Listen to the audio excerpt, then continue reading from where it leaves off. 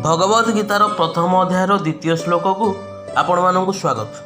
ज्ञानीगण, Bhagavad guitar प्रथम श्लोक आमे समस्ते जानिले जे संजय को युद्धक्षेत्र विषय में धृतराष्ट्र पचारुछंती सेठी कौन घटना घटुची से विषय जानिबा को इच्छा प्रकाश करुछंती।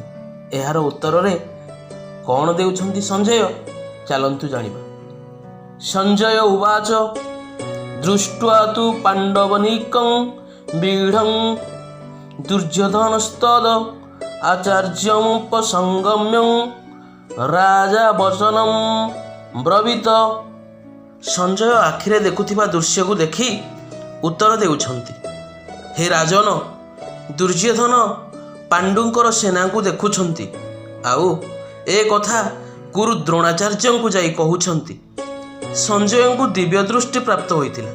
से युद्धक्षेत्रु बहुत दूर रे थाई मध्य युद्ध को देखि पारुथिले।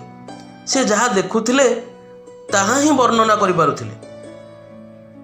एथिरे से निजर मनरु किछि भी कहु नथिले, केवल आखिरे देखुथिबा कथा को कहूथिले।